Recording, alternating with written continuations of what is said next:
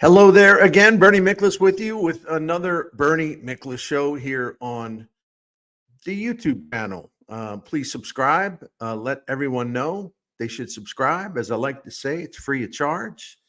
And absolutely leave those comments. I love them and I learn from them and I get challenged by them, and it's great. It's okay if we get a little salty sometimes too. Before I start, a couple of you recommended maybe I do a video. It could be kind of a side video, not the main event, but if those days where I do two, there are gonna be some days where I'm gonna start do three, where I explain all my hats, this hat collection. First of all, the hat collection is not as large as you would think. I'm adding to it, but I will do, to satisfy the demand of some of the subscribers, I'll do a video and explain the hats. However, I got some more on the way, so I'm gonna wait for that. There's a couple, three in there that I'm really crazy about. I'll tell you that my favorite new one when it arrives, and I know you will get a kick out of it too. You will really enjoy it. Just take my word for it, okay? I want to show you one other thing since we're going to do show and tell today, or we're going to do some show and tell sessions. This is one of my prized possessions. Just love this thing. You've all heard of Vince Lombardi, one of the two or three greatest coaches in the history of the NFL, Green Bay Packers, all that, Lambeau Field, Ice Bowl, you name it, right? Well, there you go. Take a look at that baby.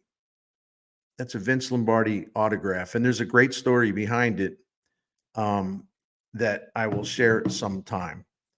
But it's totally authentic.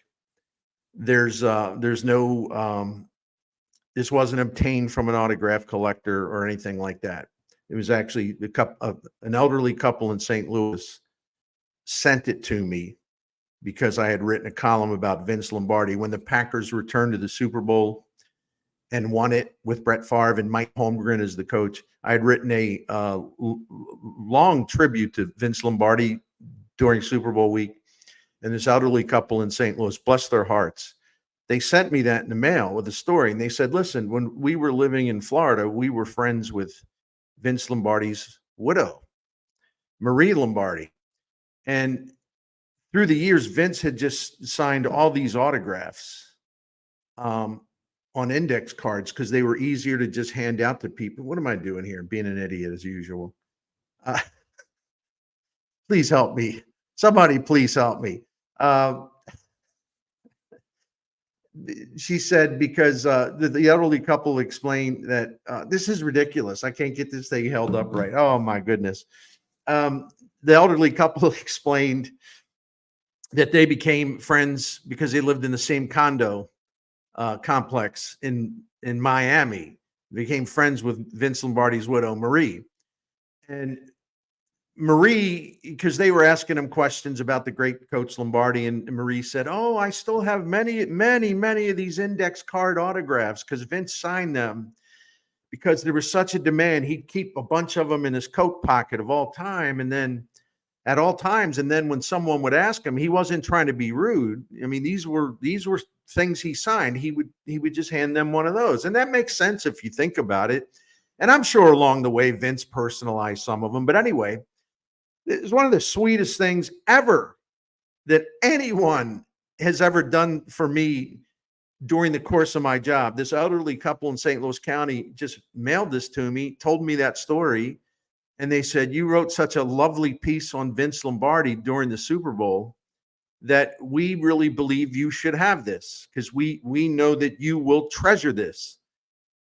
Absolutely. I mean, seriously, I was just blown away by the kindness. Probably wrote about a 3-page letter to thank you, handwritten letter. Anyway, I told you I was going to tell you the story later. I told you now. So maybe I made a mistake instead of saving that for another time.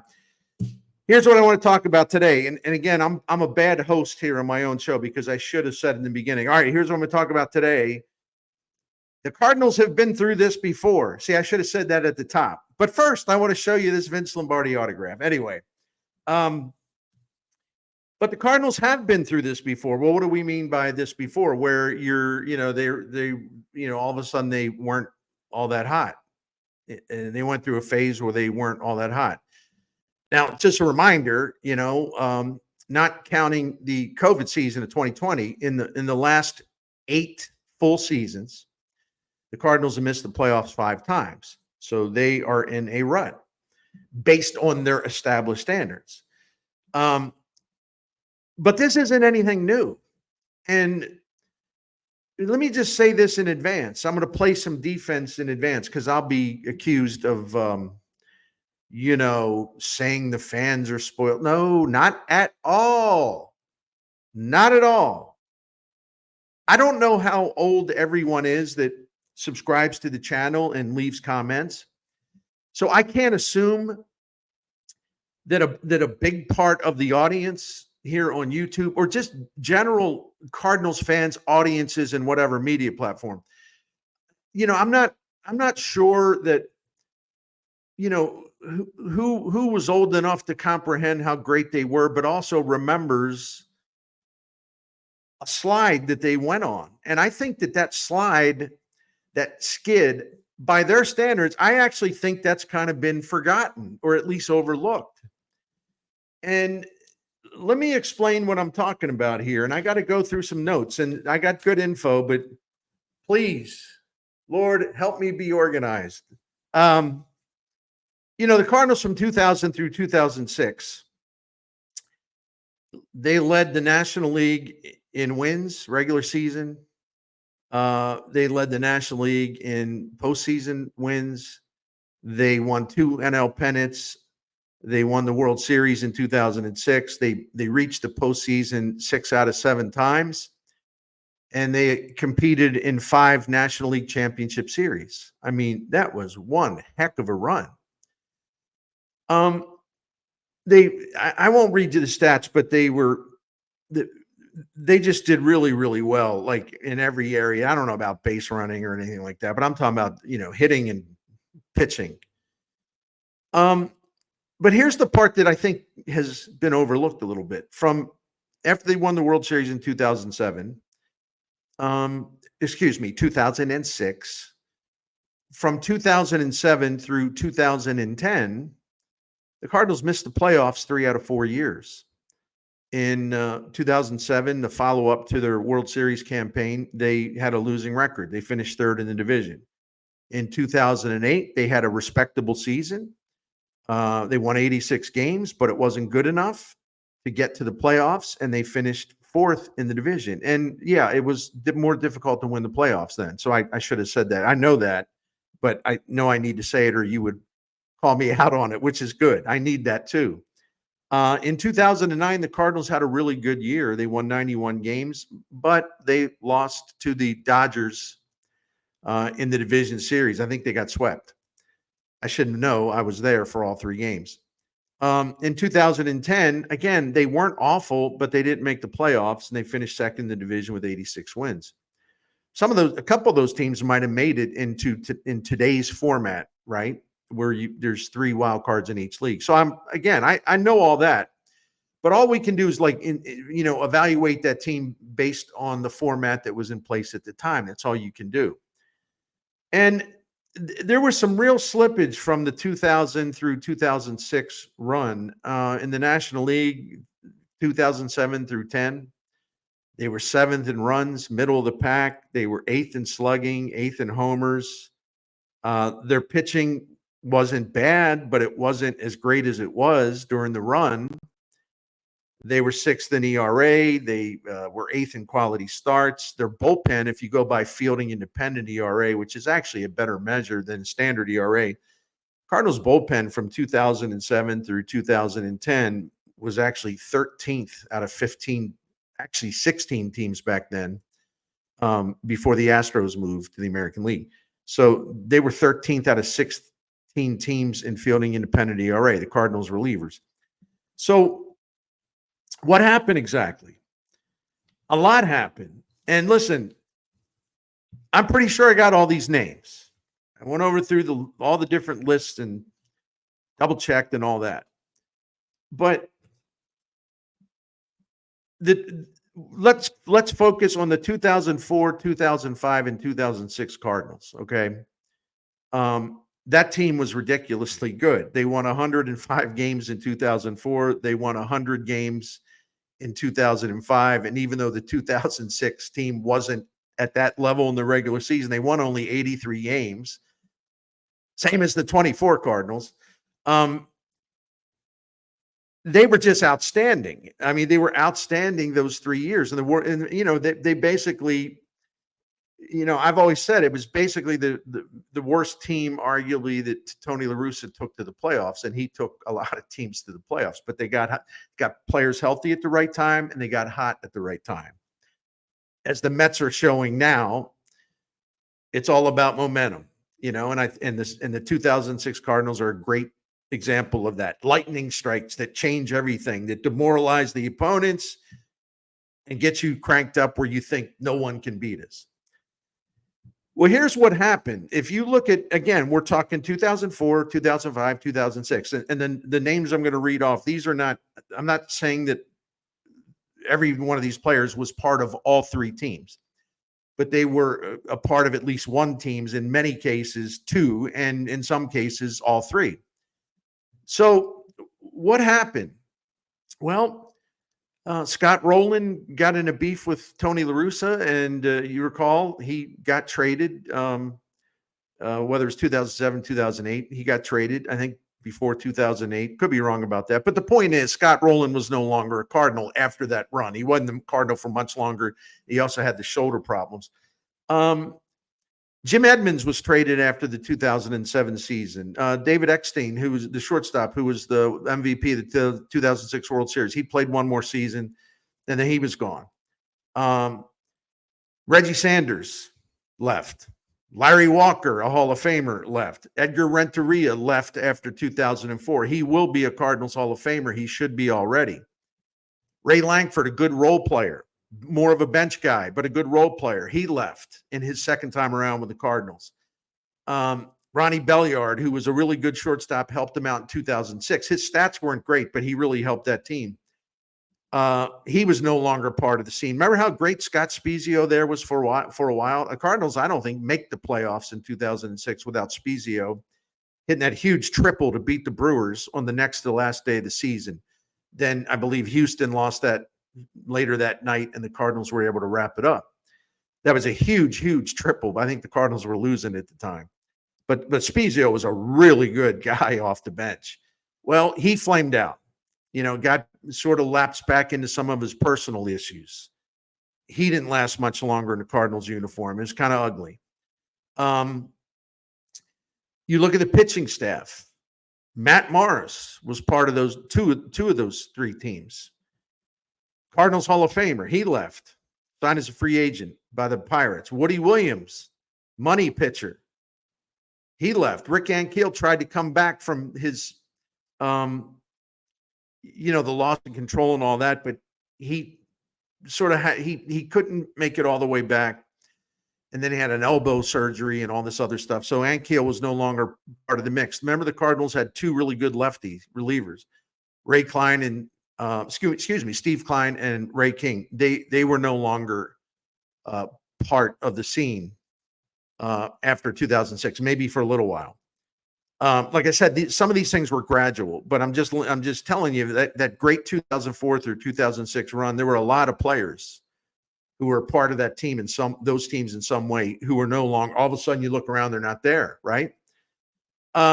Chris Carpenter, we all know, Cardinals Hall of Famer, phenomenal pitcher. 2006 postseason run, he was great. He was great the entire regular season as well.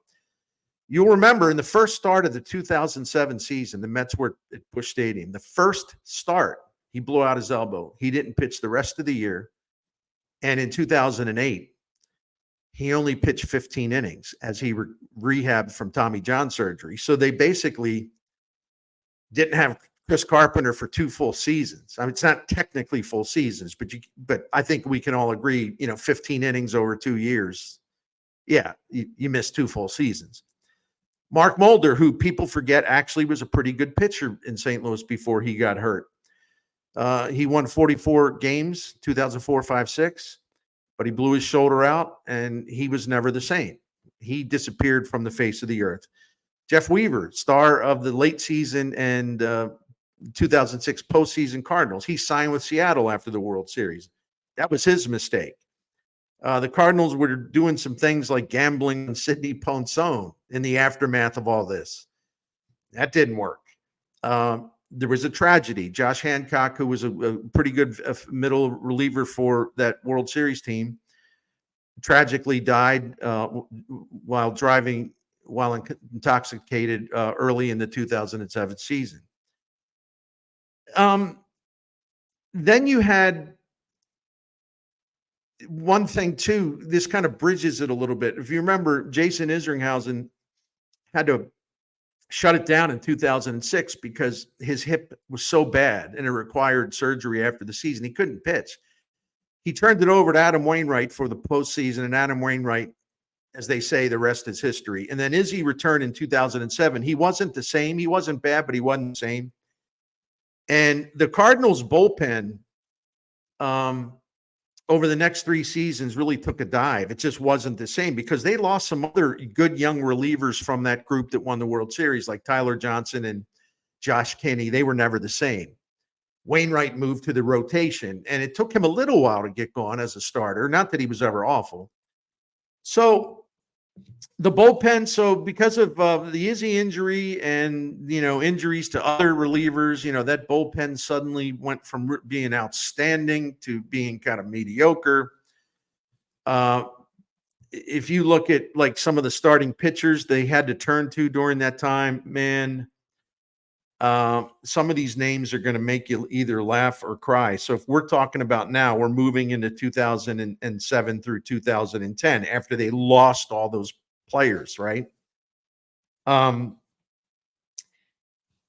It was kind of sad in a way, or I actually choose to kind of chuckle at it. From 2007 through 2010, not the entire time. They had mixed results from Kyle Loesch. He got hurt in the middle of that. They gave 64 starts to Todd Wellmeyer. Remember him? They gave 63 starts to Braden Looper. He was respectable, but he wasn't a great starter. Brad Thompson made a bunch of starts. Kip Wells, oh gosh, why did I have to bring that up? Forget about it, right? Brad Penny made a cameo. Joel Pinheiro made a cameo. John Smoltz at the end of his career made a cameo, and I could go on and on and on. There was a big drop-off in the rotation because Chris Carpenter was missing in 2007 and 2008, and they had yet to kind of regenerate that rotation, although Adam Wainwright obviously turned into a very good starting pitcher, and he was outstanding, especially in 2009 and 2010. So those were tough times. Again, those teams 2007 through 2010, they weren't horrendous except for the 1 year, the follow-up year to the World Series campaign. But they had a lot of work to do. I mean, they had a lot of work to do because the farm system wasn't cranking out that sustainable pipeline of good young talent that can either be starters or complementary players or whatever. I mean, Skip Schumacher had started to make his way through. John Jay, what would happen is then I'll get to this in a minute, but then their farm system, because this is when the Jeff Luhnow system really kicked into play, because he had a lot of work to do before it could start to produce the kind of results that Bill DeWitt wanted and Jeff Luhnow wanted and all those great analysts that worked for him. So how did they sort of make it back to becoming a really terrific team again? Well, I'm going to tell you kind of what I mentioned here in the lead up to this. First of all, the farm system, the teams from 2011 through 2015 led the major leagues in wins in the regular season and the postseason. They won 2 pennants in the 2011 World Series. They appeared in 4 league championship series for NLCS. And a lot of what they did They still had their big stars. Don't get me wrong. I haven't lost my mind, but you need to have a really good roster overall, and you need to have role players, and you need to have options. So when the Cardinals went off on their run in 2011 through 2015, first of all, Matt Holliday was in place after John Mozeliak traded for him in 2009 at the trade deadline. David Freese was in place after John Mozeliak traded Jim Edmonds for David Freese after 2007. John Jay became more prominent. Skip Schumacher became more prominent. Matt Carpenter became a 2 or 3 time All-Star, and for a while there was just a fantastic hitter and one of the great leadoff men the Cardinals have ever had in terms of on-base percentage and slugging percentage in the leadoff position. Matt Adams, the Kershaw home run, right? 2014 NLCS. Daniel Descalso, a glue player, one of Tony La Russa's favorites. Descalso didn't have stats that would blow you away, but he was a winning ball player. Sorry for the cliche, but he was. Colton Wong came along. I'm going to mention another guy. You would say, oh, Bernie, come on. They didn't have a shortstop. And a former number 1 pick that in the grand scheme of things wasn't a good number 1 pick, and I'm talking about Pete Kozma, actually helped them a lot. This is all within the context. They did not have a shortstop. And you go look up Pete Kozma's game logs in 2012. The Cardinals didn't know what to do at shortstop. They tried everybody. I think I got a tryout. They couldn't find a shortstop. So they plugged in Pete Kozma late in that 2012 season where the Cardinals really had to fight to make the wild card. That was the first year of the double wild card, right? And look at Kozma's numbers over the final month of the season. I mean, you would have thought he was Barry Larkin or something. I mean, he went on a rampage. To look it up, I don't need to read it. You go look it up. He was fantastic. In 2013, he was the starting shortstop for the pennant-winning Cardinals. Now, did he hit? Heck no. He didn't hit at all, hardly. But you know what he did? He played great defense at shortstop in 2013, and they needed that. If you can't find the great all-around shortstop, well, pick a skill and run with it. And Kozma's skill was playing great defense. In 2013, he had 6 defensive runs saved, which was second among National League shortstops. And overall in the majors, he was rated the 4th best shortstop defensively in the Fangraphs defensive composite. So yeah, Pete Kozma, a graduate of the farm system, actually helped them get through a tough time. And it ain't always about offense, okay? They needed a good glove man in 13, and he came through. Other things happened from 2011 to 2015. So I told you about all the guys that came through, and I've neglected to mention Alan Craig. So it was Matt Carpenter, Alan Craig, John Jay, Matt Adams, Daniel Descalso, Pete Kozma, Colton Wong, and some others. They traded for Holliday. They traded for Freese.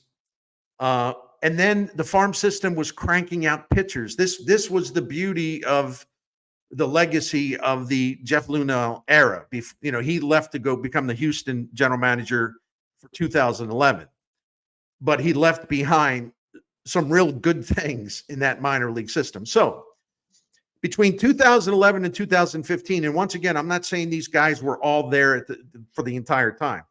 The farm system had produced Lance Lynn, Jaime Garcia, Michael Wacha, Carlos Martinez, Shelby Miller, all kinds of relievers. All kinds of great relievers. Trevor Rosenthal, Seth Maness, Carlos Martinez before he moved into the rotation. Jason Mott, of course.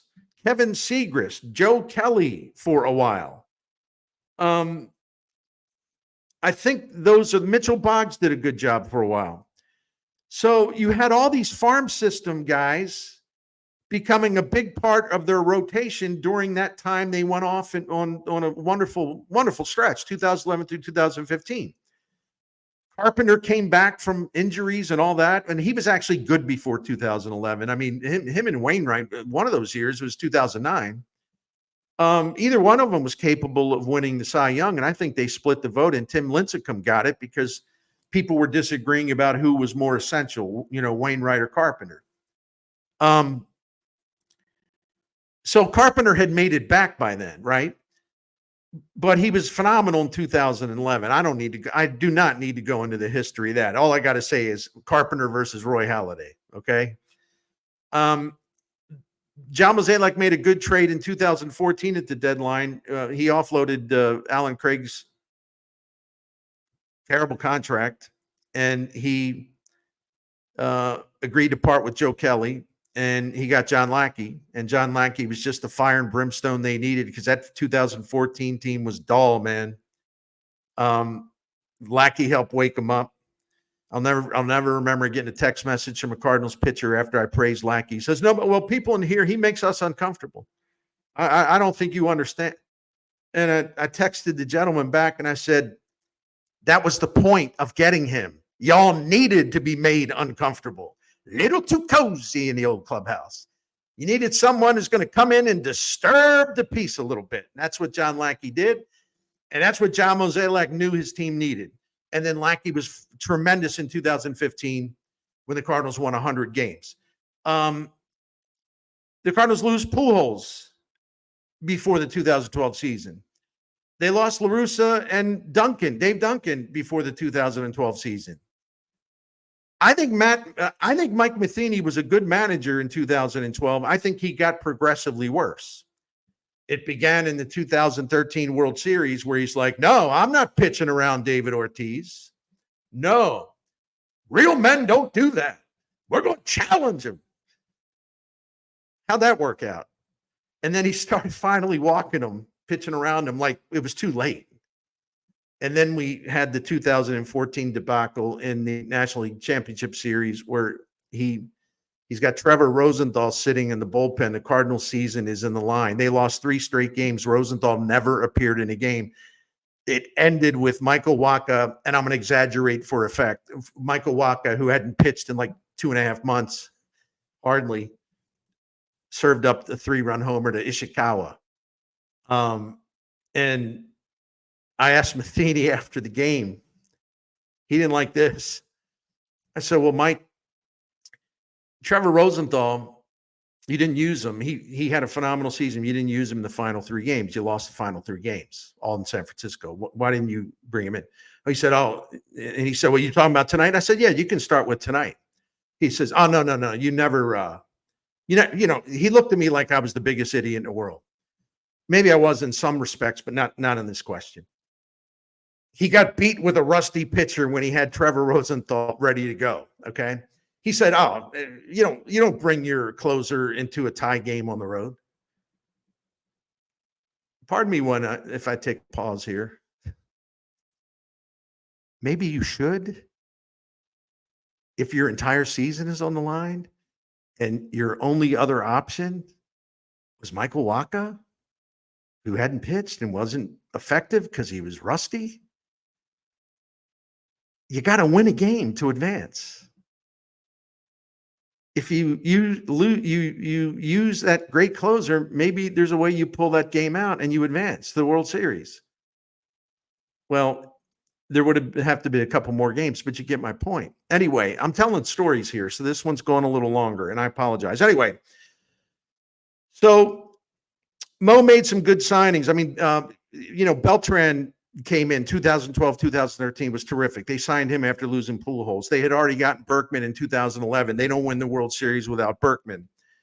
They made another trade when they traded Freese to the Angels, and they got Randall Grichuk in that trade. Then they got Fernando Salas, one of the most underrated Cardinals relievers ever. Well, at least in the modern times. They got those 2 guys in the trade. Mo got those 2 guys in the trade for Freese, who had really just reached the end of the line here. And thankfully, he pulled together and had some really good seasons later on for other teams. Mo signed Johnny Peralta to play shortstop. 2014 and 2015, he was good, and then he hit the wall.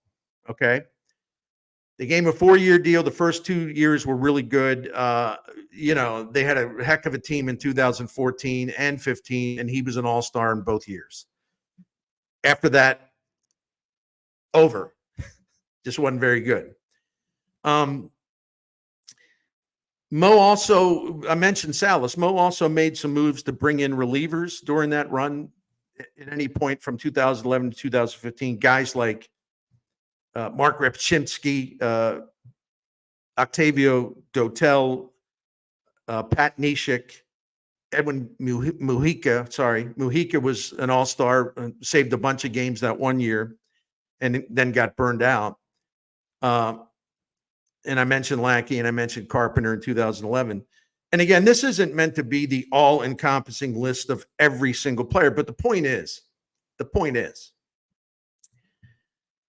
the Cardinals lost a lot of proven veteran, even Hall of Fame caliber talent after winning the 2006 World Series. Part of it was gradual, right? It didn't happen overnight, but it was gradual loss.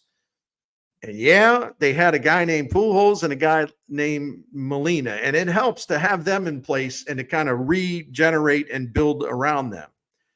And it helps to have Adam Wainwright move into the rotation and become one of the really top starters in baseball for quite a while. And it helps to make some smart free agent signings and some trades that worked out for you. But yeah, when you got Pujols and you got Molina and you got Wainwright, even though he blew out his elbow, wasn't part of the 2011 team. I know everyone appreciated him being there, for his support and his leadership. He had another injury in 2015. But listen, man, I'm not going to downgrade Waino's impact on that run.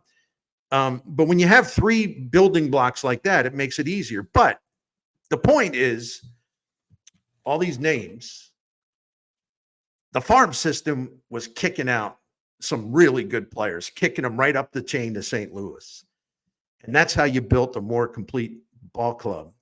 And that's when I gave you all those pitchers and hitters that came through the farm system. Come on.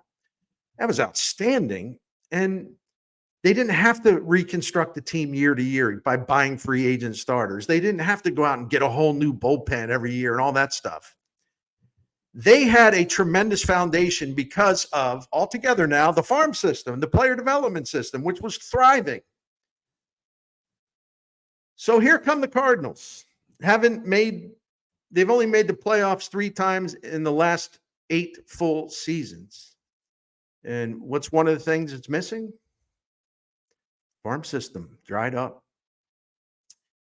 They have really good talent down there now. Don't get me wrong, they do. But it's a matter of making these players fully prepared with comprehensive coaching and instructing, all the technology and tools that they need. You want to get them as major league ready as you can, because players come to the major leagues at a younger age now compared to way back when. So the farm system failed in a lot of ways. Randy Flores has drafted some hell of a group of players. I mean, Jordan Walker, Nolan Gorman is 2 of them. But what happens? They had a lot of flaws in the minor leagues, and even though they overcame them at the major leagues for a while, the one thing about major league operations is a pitching coach, the scouts, everybody else, the analytics department, they're going to find your weaknesses and then they're going to exploit them. The Cardinals at the major league level or the minor league level never could get Nolan Gorman and Jordan Walker fixed. Now, maybe they still can. With Chaim Bloom on board, I think there's a better chance of that. But he's got to get this farm system fixed quickly, which is why he's devoting all of his time to that. So, Bill DeWitt, and I know he's not popular, okay? I'm not arguing anything about that. You're entitled to your feelings. But Bill DeWitt oversaw an incredible rebirth of this and rejuvenation of this franchise when he bought the team, and then when he brought Jeff Luhnow in. That move paid off down the road when all the stars started leaving that had been so responsible 2000 through 2006. Not all of them, but a lot of them. After they scuffled for a while, that farm system started to produce and produce and produce and produce and produce. And then the Cardinals went off, even though they lost Pujols, even though Wainwright was hurt a couple years, even though they lost Tony La Russa and Dave Duncan. They had enough talent because of the pipeline and with the three core guys, especially Pujols and Molina. They're not the only ones, but these are Hall of Fame guys. The farm system that Bill DeWitt put in place by bringing in Jeff Luhnow, that operation, it took a while to pay off because players have to develop. And they weren't getting to the big leagues as quickly as they do now. So the Luhnow system, which does not happen unless Bill DeWitt hires them, got the Cardinals off the ground and got them running and got them again 2011 through 15, first in the majors in regular season wins, first in the majors in postseason wins, a World Series, 2 pennants, and they competed in 4 National League Championship Series. And a lot of that had to do, in addition to, the stars that were there, a lot of that had to do with having a lot of depth and a complete roster and younger on the rise pitching, bullpen, starting rotation, because of this rejuvenation of the farm system. So why did I just spend 36 minutes giving you a history lesson? You didn't ask for it. And listen, I'm going to do thoughtful videos. And I know, let me pat myself on the back. I'm going to do thoughtful videos. I'm not just going to every day it's going to be like a 15-minute blistering hot take, right? I think you can learn from history. I know I have. And I think we all can learn from history. The Cardinals have been through this before. What they're going through now, they have been through their version of this before, when a lot of the stars walked away, because it's inevitable that rosters will change.